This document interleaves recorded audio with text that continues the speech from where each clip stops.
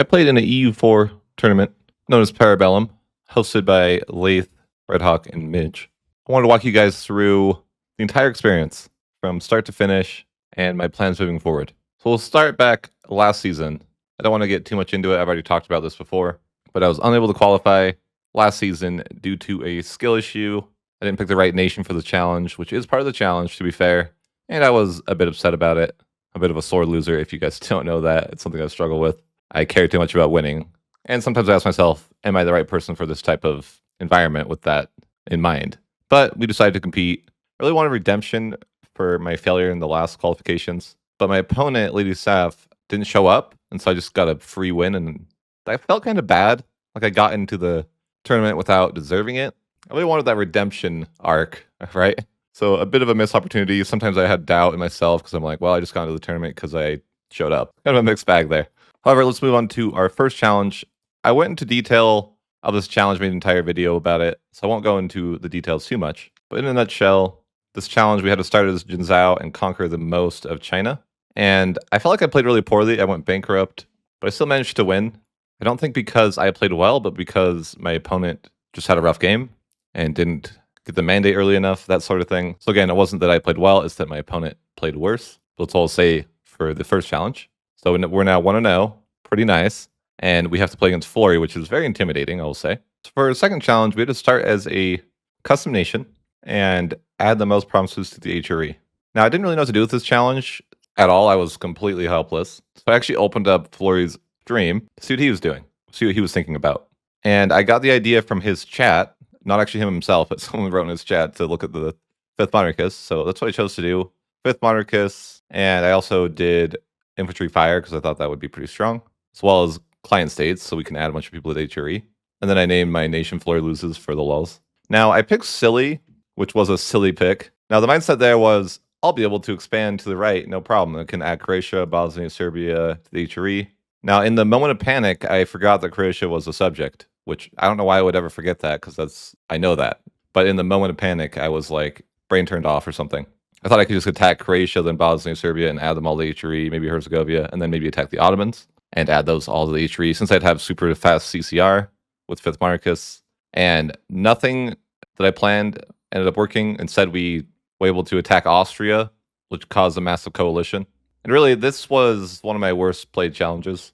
Anyhow, I wanted to show you guys how close we were to winning, actually. So I went back about a year and a half to show you guys the situation. The Fnatic Zeal actually snuck up on me. I didn't realize that we were so close to having that come due, so to speak. I'll show you guys kind of just, what that looked like. I essentially needed to siege this province that had formerly been sieged by rebels. And I also had this coalition war, which I couldn't figure out to do at the time. Because I kept looking at the peace deal, trying to figure it out, and I just couldn't. Looking back, I eventually figured out the peace deal. It was just, I wanted to cancel subjects because I don't really care about that. That's, whatever. So I kind of paused when this happened in the actual game for like way too long. Just like I couldn't figure out the right combination of nations. And even now you can see I'm kind of struggling to figure out the right situation. And there was no suggest offer. So I was trying to figure this out and just like, okay, how do I do this? What does this look like? Looking back now, I realized the issue was I just needed to send some money and that would have been fine and, easy peasy. But just in the heat of the moment, that took me like way too long to figure it out. So anyhow, it is what it is. And then we'll just kind of see what happened. You'll notice that I'm trying to get the Siege of Prague here. You can see here, this end of the 5th Marcus happens. And so from this point, I need to finish the siege in a few months because I'm just not going to click the event. And I have max Fnatic Zeal, so if I can't get the siege, things are looking good. And you can see here, let's see if I get the siege in this particular save. You can see the siege does go through. And because that siege goes through before the event triggers, I can easily take all his land minus 1 province, as long as I don't demand annexation, so something like that. And then I would have just gone through and client stated each one of them. You can see if I was able to do that, I would have had 109 member states. This would have led to an exact tie between me and Flory. So where I did lose this one, that was kind of like, well, it was pretty close. I don't think that people realize how close I actually was. 3 siege takes a 28% chance. If one of those goes through, we get the tie. But that wasn't the case. And that's okay. We are now 1-1, moving on to game 3. Now, I don't have a save game for the 3rd game, but it was versus Habibi. And we had to start in Arabia and have the most desert provinces. The trick being that our capital actually has to start in Arabia. So we can't pick the Mamluks or Hormuz. And funny enough, I spent all my preparation time planning to play Hormuz, and then I realized their capital wasn't in Arabia. So I literally wasted all my preparation time. But I ended up playing Racids and felt like game one in the sense that like I felt like I played bad, but my opponent just played worse, and we got the dub. Not much more to say about that one. So we're now 2-1, moving into challenge 3. And again, apologies, I don't have a save for games 3 and 4.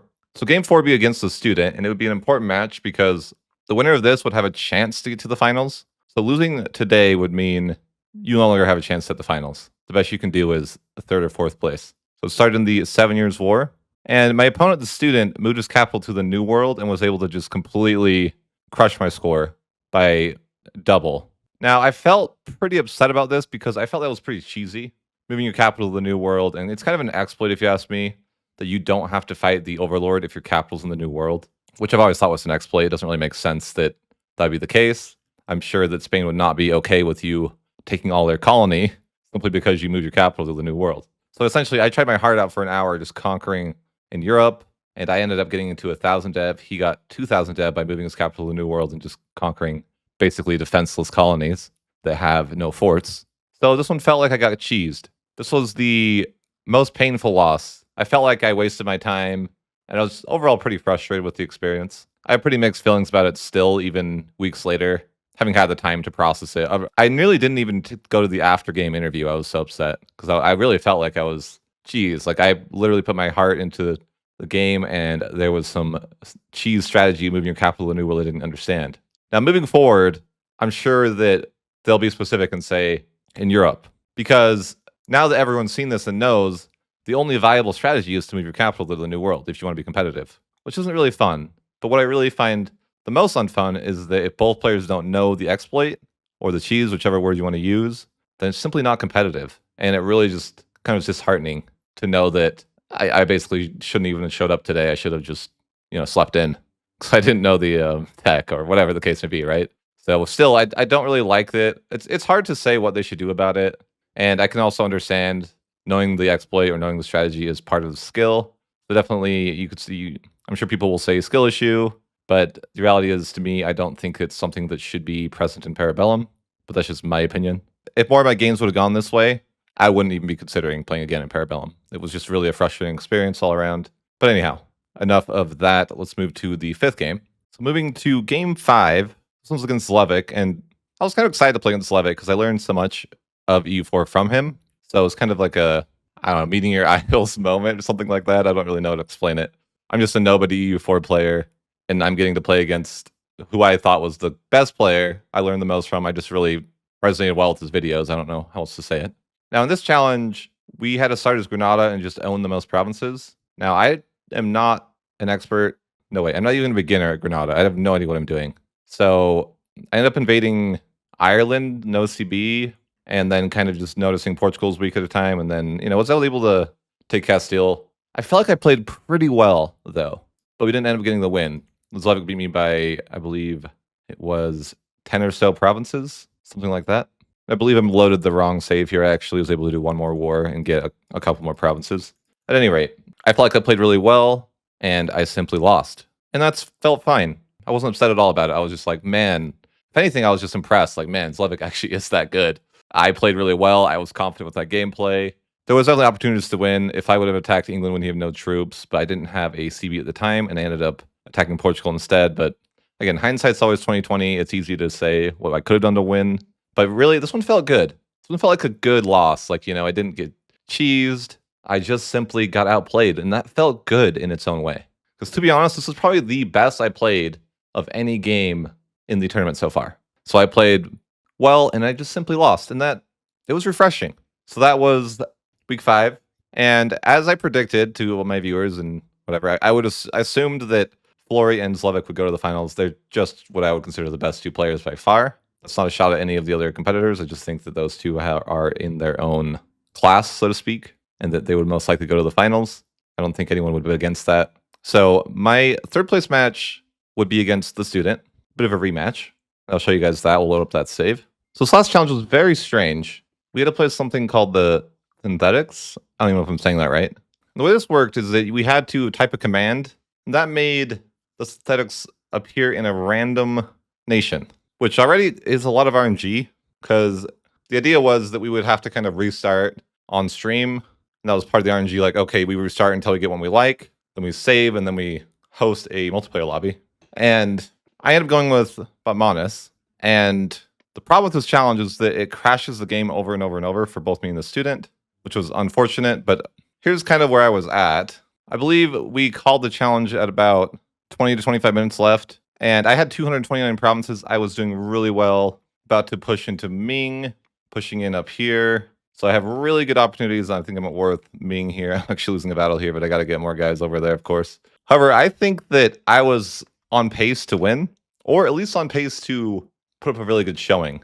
Can I say 100% that I would have won? No, but I can say I felt like there's a very good chance that I did win.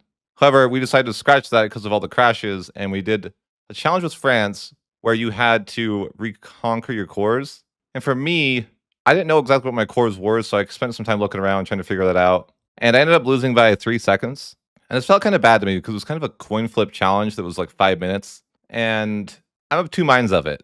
My first mind is saying like, okay, I understand that the main event is Flory versus Levick. But on the other hand, third place did matter a lot to me. And this kind of was just like, oh, well, we're just going to coin flip third place now and give you a 5-minute challenge that you lose by 3 seconds. It just kind of feels bad. As in to say, like, third place just didn't really matter to them. And it probably didn't, to be fair.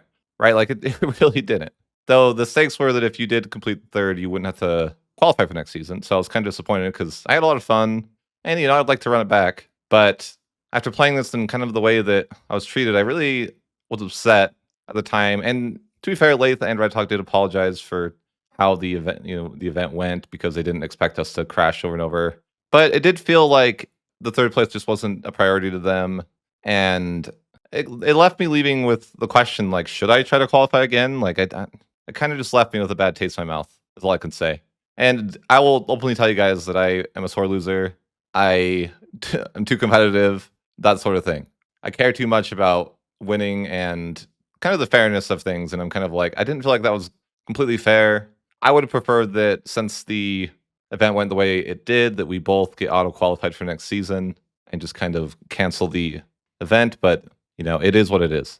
So I briefly want to talk about just some final thoughts on Parabellum as a whole. So I want to give my final thoughts, some things I would like to see from Parabellum.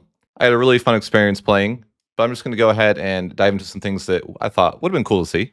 For starters, I think it would have been cool to have a best 2 of 3 for third and fourth place, especially considering that the not having to qualify was at stake. There was a lot of inconsequential matches that took place in the final weeks. For example, me and Zlevik's game, the chairman and Habibi's game, and probably some others that I'm not thinking about right now. Instead of having those inconsequential matches, it would have been cool instead to, let's say, perhaps on the 5th week, we could have seen the student play against Flory to determine who would be third place and who would get to play in the final.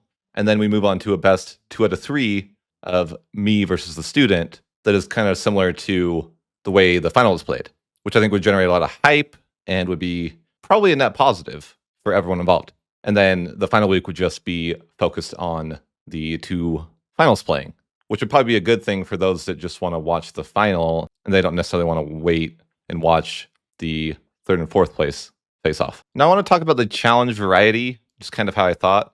Definitely a step up from season 1, though I think we have too many challenges that are you want to conquer X amount of provinces.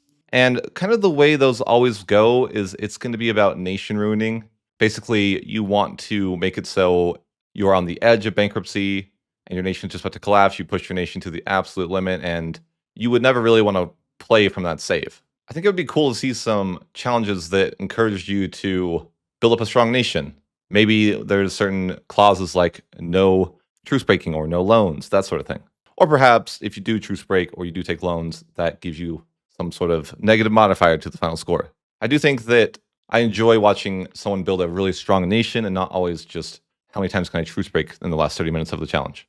So I did like the variety of challenges. The custom nations were interesting, the different start dates. I would like to see what Habibi recommended, and something I actually recommended to Lath before, is that we give people a save that is a very specific scenario. They have to load up that save and play from that point. So they have very similar RNG, and they just have to, choose how they approach the goal. I think the Parabellum has so much potential, and it's going to get so much better. I really do think it's going to get so much better. Lathan, Red Hawk, and Midge, the entire team over there is great at listening to feedback, and I already saw them improve a ton from the first season, and I bet they're going to make great changes coming to the next season. So I'm excited to see that. It's kind of off topic, but I think it'd be a good idea for them to vet their challenges with someone who's really good at exploits, like a student, for example. There's definitely a ton of players out there that are like that. That are just kind of going to think like, okay, if I was to try to exploit this challenge, what would I do? And then maybe they could disallow that type of thing. I really thought the gentleman's agreements for the final was super cool and something that I would love to see moving forward if whether I played or watched. I really liked that the players were like, okay, we're not going to do the, switching religion cheese for the Ottomans. We're just going to have to play really solid. And yeah, I thought that added a lot of like integrity, and maybe integrity is not the word, but it just added some excitement for me to watch. Like, okay, these players know the exploits. They've agreed not to use them, and we can see some great gameplay. After sitting on it for a while, I have come to the mindset of I'll probably re-qualify, but I'm going to try my best not to care if I win or lose. Just not invest so much in it, so that way I'm not upset if we don't make it. I want to come in with the mindset that if I deserve to be in Parabellum, then I'll qualify. If I don't, then I won't, and that's not a big deal. Of course, I'm making this video, and I want your guys' opinions. My opinion is obviously I have one perspective of how things were, but I want to hear your guys' opinions. Do you guys feel like I'm being a sore loser at the final, or rather the third place final? I would love to hear your guys' feedback. It's totally cool if you guys just want to say your bad skill issue, unsub, whatever you guys want to be like, right? I don't know. But yeah, generally a really cool experience. Just a nobody YouTuber that got to compete with some of the greatest. Anyhow, thanks for watching and have a great one. I'll leave you with this scornful insult that Zlevik sent me. I don't know why he did it to me. I didn't deserve it. I already know what I'm gonna be doing in the last 5 minutes. It also means I'm not spending too much of resources. Like, I think that's one of the issues that Playmaker has. He spends his resources too fast, and then he doesn't use his whole 60 minutes. I'm doing so much in the last 5-10 minutes because I'm planning enough resources to do as much. Now I'm just a nobody YouTuber who got insulted scornfully by Zlevik. We made it!